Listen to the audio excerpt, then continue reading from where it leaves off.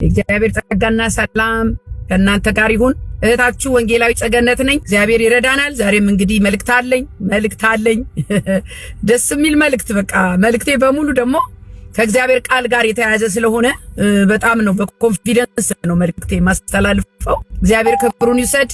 መቼም ይሄ ሚዲያ አይናችንን አንይዝ ነገር ምን እናርግ እና የህብረተሰቡን የአእምሮ የእድገት ደረጃ ምን ያህል ከዘረኝነትና ከክፋት ጋር የተቆራኘ እንደሆነ ያየን። በጣም ያሳፍረው ነገር ደግሞ እንደዚህ አይነት ሰዎች አደባባይ መውጣታቸው ሳያንስ ብዙ ተቀባይ አላቸውና ብዙ ሰሚ አላቸውና እኔ በጣም ማዝነው ለነሱ ሳይሆን ቀጣዩ ትውልድ ይበከላል። ይሄው ከስር ያለው ትውልድ ምን እየሰማ ነው የሚያድገው? ስለምን ብትሉኝ ስለ ዘረኝነት የኛ መንፈስ ምንድነው ካላችሁ የኬኛ መንፈስ። ይሄ ሳይሆን አደባባይ ላይ የተገለጠው የራስ ጉዳይ ምናምን የኔ ነው በል ምን ፍንፍኔ ከኛ በል አይ ዶንት ኬር። መጽሐፍ ቅዱስ ውስጥ ግን የተጻፈው አዳም ኦሮሞ ነው ስትል ግን እጠይቅሃለሁ። ይሄ ወደ ቤንሻንጉል ነው ታች ከቤንሻንጉል ጉሙዝ በታች አባይ ዳሴ ግድብ የሚገደብበት አለ አይደል? ከሱ ዝቅ ብለን በዚህ በኩል ሔዋን ናት፣ በዚህ በኩል አዳም ነው። ምንድነው ደግሞ እንደሱ አዳምና ሔዋን የሚባል ታለ አዳምና ሔዋን የሚባል ገነት አዳምም ሔዋንም ኢትዮጵያዊ እንደሆኑ ታውቃቸዋለህ?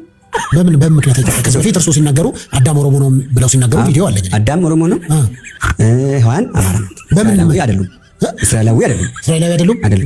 የዘረኝነት መንፈስ ጥጉ ነው። ሁሉን የኛ ነው። ኧረ በእግዚአብሔር በልክ አድርጉ። ይሄ እኮ እንደ ቀድም የምናየው አይደለም። ትውልድ ያበላሻል። እንደዚህ አይነት ሰው እንደውም ወደ ጓዳ ዞር ማድረግ ነበር። በኢየሱስ ከእግዚአብሔር ጋር የዘረኝነት ስካራችሁን ስታገናኙ ያመኛል፣ መንፈስ ይቆጣል።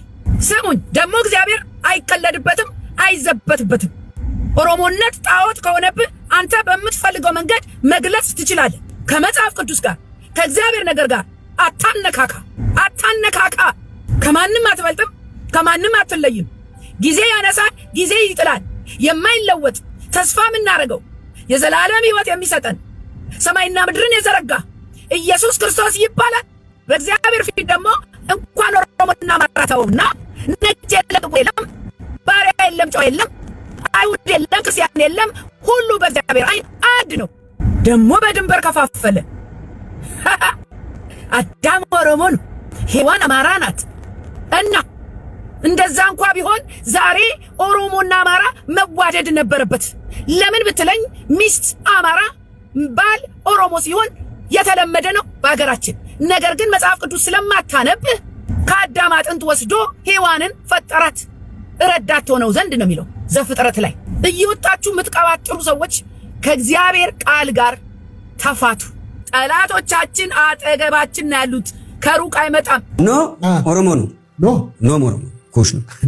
እንዴት ኦሮሞ ነው ምን ማሳው ነው እንጂ የኖህ መርከብ የትን የተሰራው ከየትኛው እንጨትን የተሰራው ብሎ እንጨቱንም የኦሮሞ መርከቡንም ቦታውን ስፍራውን የኦሮሞ ሬ በሽታ ነው። እናንተ መንፈስ እኮ ነው ዘረኝነት መንፈስ ነው። ዘረኝነት መንፈስ ነው። በጌታ በኢየሱስ ስም መንፈሱን እንመጣለን። አይገርማችሁ? ጠላት ከሩቅ አይመጣም። የሚያጠቃን መጀመሪያ ጠላት የሚጠቀሙ በማን ብትል አጠገባችሁ ባለው ሰው ወይ በልጆቻችሁ ወይ በትዳር አጋራችሁ ወይ በጓደኞቻችሁ ማያቃችሁ ሰውማ እንዴት ሊያጠቃችሁ ይችላል? ምክንያቱም የለውም፣ አክሰስም የለውም። የት አግኝቷችሁ ያጠቃችኋል? ስለዚህ ከቅናት የተነሳ ምቀኝነት የተነሳ ከጥላቻ የሚመነጭ ጉዳት የሚደርስብን ከሩቅ በሚመጣ ጠላት አይደለም ወገኖቼ፣ አጠገባችን ካለው ሰው እንጂ። ለዚህም የመጀመሪያ መጽሐፍ ቅዱስ ምሳሌ ማን ነው ካላችሁኝ የአዳምና የሔዋን የመጀመሪያ ልጅ ቃየልና አቤል። አያችሁ? ትልቁ ቃየል ነው፣ ትንሹ አቤል ነው። ምንድናቸው? የአንድ አባት የአንድ እናት ልጆች። ለመጀመሪያ ጊዜ በመጽሐፍ ቅዱስ ውስጥ ወንድሙን የገደለው ቃየል አቤልን። ለምን ብትሉኝ ዘፍጥረት 4:5 ላይ ወደ ቃየንና ወደ መስዋዕቱ ግን አልተመለከተም። ማን? እግዚአብሔር። ትልቁም ትንሹም መስዋዕት ይዘው ወደ እግዚአብሔር ቀረቡ። አይደለም? ታሪኩን ታስታውሳላችሁ። መስዋዕት ይዘው ወደ እግዚአብሔር ሲቀርቡ እግዚአብሔር የአቤልን መስዋዕት ተመለከተ፣ የቃየልን አልተመለከተም ይላል። መመልከት ያለ መመልከት የማን ስልጣን ነው? የእግዚአብሔር። እግዚአብሔር እናንተ ላይ በተመለከተው እግዚአብሔር ለእናንተ ባረገው ሰዎች ማንን ይጠምዳሉ? የተደረገለትን። ለምን አራጊውን አትጠምድም? ለምን ሰጪውን አትጠይቅም? ለምን አብልጠህ ሰጠኸው ብለህ እሱን አትጠይቅም? እሱን አትወቅስም? እሱን አትከስም? ይሄ ትልቅ ስህተት። በምቀኝነት አንዱን ወንድሙን ጓደኛን የሚያጠፉ በሀገሬም መርዝ የሚያበሉ ስንት ሰው ህይወቱን አጥቷል። በገዛ ጓደኛ፣ በገዛ ወንድሙ፣ በገዛ ቤተሰቡ። ከዛስ ብትሉኝ እግዚአብሔር ወደ መስዋዕቱ አልተመለከተም። ቃየንም እጅግ ተናደደ፣ ፊቱም ጠቆረ። አለቀ በቃ። መነሻው ይሄ ነው። ምን? ቅናት፣ ምቀኝነት። በዚህም የተነሳ ወንድሙን አቤልን ገደለው። እንግዲህ ወንድሙን መግደል ያን ጊዜ ነው የተጀመረው ወገኖች። ከዛ በጣ እኮ ነው ኢትዮጵያ እርስ በርስ ያው ይጋደላል፣ ይጨርሳል። የአቤልን መስዋዕት የተቀበለው እግዚአብሔር ነው። አቤል ለእግዚአብሔር ያቀረበው መስዋዕት ተቀባይነት በማግኘቱ እግዚአብሔርን ጠይቅ እንጂ ለምን የእርሱን ተቀበልክ ብለህ ወንድምን ለምን ትገላለህ? እናንተ የምትመቀኙ ሰዎች፣ እናንተ የምትቀኑ ሰዎች ሰጪውን ጠይቁ፣ ተቀባዩን ሳይሆን። በጣም የሚገርም ነገር፣ በጣም የሚያሳዝነው ነገር አንተ ህይወትህን የምታጣውና መከራ ውስጥ የምትወድቀው በገዛ ወንድሞች ወይም ቅርብ ናቸው በምትላቸው ወዳጆች መሆኑ በጣም የሚያሳዝናል። ጠላት ከሩቅ አይመጣም ወገኖቼ። የማያውቀን ሰው ያከብረናል። አሁን በሩቅ የሚያውቁኝ ሰው ጸገነ ብለው በጣም በቃ እኔ አሁን ሌላ ስቴት ሲሄድ ማለት በጣም ቤተሰቦቼ ጋር ሲሄድ ሌላ ነው ታሪኩ። ራቅ ያሉ ጋር ሲሄድ ግን ያከብሩናል፣ ይቀበሉናል፣ ያስተናግዱናል፣ ሲያዩን ደስ ይላቸዋል፣ አይመቀኙም። እስቲ የዳዊትን ታሪክ ደግሞ እንመልከት። መጽሐፍ ቅዱስ የምቀኛ ታሪክ ስሙኝ። ዳዊት የቤተሰቡ ታናሽ ብላቴና ነበረ። የቤተሰቡን በጎች ከመጠበቅ ውጪ ማንም ልብ የሚለው አልነበረም። ወንድሞቹ ታውቃላችሁ፣ ቁመተ ረጃጅም ናቸው፣ ወታደሮች ናቸው፣ የሚፈለጉ ናቸው፣ አይን ውስጥ የሚገቡ ናቸው፣ በአባታቸው እምነት የተጣለባቸው ናቸው። የዳዊት ወንድሞች አለኝ የሚላቸው እነሱን ነው። ለዚህ ነው ሳሙኤል እግዚአብሔር የእሴይን ልጅ ቀባው ብሎ ለንግስና ቀባው ብሎ ሲልከው የዳዊት አባት ለምርጫ ያቀረበው ማን ነው ካላችሁ ቁመተ ረጃጅሞቹን ገጭ አረገ። የዳዊት ወንድሞች ደረደራቸው ተራ በተራ እናተ ዋው ስሙኝ። እግዚአብሔር ግን ኖ አለ። ኖ ይሄኛው ነው አይደለም፣ ይሄኛው ነው አሳልፈው። ዳዊት ይሄ ሁሉ ሲሆን በቤት ውስጥ እንኳን አልነበረም። የት ነው ብትሉ ጫካ ውስጥ ምን ይሰራል? በግ ይጠብቃል የቤተሰቡ። ሳሙኤልን ሲልከው እከሌ ይባላል፣ ታናሹ ነው፣ ታላቁ ነው፣ ረጅሙ ነው፣ ቀጭኑ ነው አላለም። ከእሴይ ቤት ሄደ ቀባ ነው ያለው። ምንም አይነት ምልክት አልሰጠውም ለሳሙኤል እግዚአብሔር ሲልከው ማለት ነው።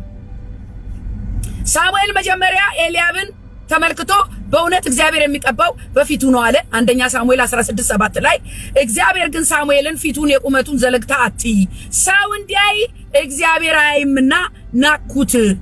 ሰው ፊትን ያያል፣ እግዚአብሔር ግን ልብን ያያል። ከዛስ የዳዊት አባት ከልጆቹ 7ቱን በሳሙኤል ፊት አሳለፋቸው። እግዚአብሔር እነዚህን አልመረጠም ነበር። እግዚአብሔር ቁመት አይቶ አይመርጥም ወንድም አለ። እግዚአብሔር አንተን መልክህን አይቶ አረማመድህን አይቶ አይመርጥም። ህዝብ እንባ ኢትዮጵያን የት ያድርሳል? የእናቶች እንባ፣ የህፃናት ለቅሶ፣ በተለይ በትግራይ አካባቢ ጦርነት አውጆ ወጣቶች እየተፈሱ ያለፈው ቁስላቸው ሳይጠግግ ያ የደም እንባ የድሃው እናት እውነተኛዋ ኢትዮጵያ እሷ ነች ይላሉ፣ ይስረቀረቃሉ። ማን ግድ አለው? ጦሪ ቀባሪ አጥተዋል። ትግሪያንስ እናት አባቶች ያለቅሳሉ። የህዝብ እንባ ኢትዮጵያን የት ይጥላል ይሆን? የእናቶችና የአባቶች ሰቆቃ ከአቅም በላይ ነው። ልጅ ወልዶ ለጥይት ራት መከራ በመከራ ያሳደጓቸው ልጆቻቸው ካጠገቧቸው ተለይተው ምን ህይወት አለው ወላጅ? እናንተ ምን አይነት ጭካኔ ዘመን ውስጥ ነው የገባነው? ኢትዮጵያ ውስጥ የመጨረሻው ዘመን እኮ የተገለጠው አንደኛ የት ነው ካላችሁ ይቺ ድሃ የምትባል ሀገር ኢትዮጵያ ውስጥ የክፋት ጥግ በደከማ አቅማቸው ትኩስ እንባ እያነቡ ነው። የትናንቱ ሀዘን ሳይጽናኑ ቁስላቸው ሳይድን አሁን ደግሞ ሌላ ጦርነት፣ ሌላ ትኩሳት። እስቲ ሲያለቅሱ ስሙ። እግዚአብሔር ግን ለዚህ እንባ እና ጩኸት ዝም አይልም። ይህ የመጨረሻው ዘመን ምልክት ነው። ህዝቡ መሄጃና መሸሻ የለውም። እናንተ ወዴት ሄዶ ያልቅስ? ዙሪያው ገደል አምላኩን አያውቅ። ቤተክርስቲያን ተኝታለች። በደህናው ጊዜ ኢየሱስ ክርስቶስን ማምለጫ አለቱን አያውቁም። አሁን እነሱ ወያ ይላሉ በየበሬቱ በየምናምኑ ላይ። ስሙ፣ ምን አይነት የጭካኔ ዘመን ነው? ደጋግመን እንቃወማለን። ህዝብ እንዲያርፍ፣ ጦርነት እንዲቆም እንጸልያለን። በጌታ በኢየሱስ ክርስቶስ ስም የጦርነት መንፈስ፣ የመገዳደል መንፈስ ከኢትዮጵያ ለቆ እንዲወጣ እንቃወማለን። በክርስቶስ ኢየሱስ ስም በቃላት የማይገለጽ ሐዘን ይቺ ናት ኢትዮጵያ። ማን ከማን ጋር ነው የሚዋጋው? አሁን ይሄ ከመልእክት ጋር አይሄድም። ወንድሙን እኮ ነው የሚወጋው። የቃየል መንፈስ እኮ ነው። የዮሴፍ ወንድሞች መንፈስ እኮ ነው። የዳዊት ወንድሞች መንፈስ እኮ ነው። ለምንድን ነው የሚዋጉት? ምን ለማትረፍ ነው የሚዋጉት? ጥያቄ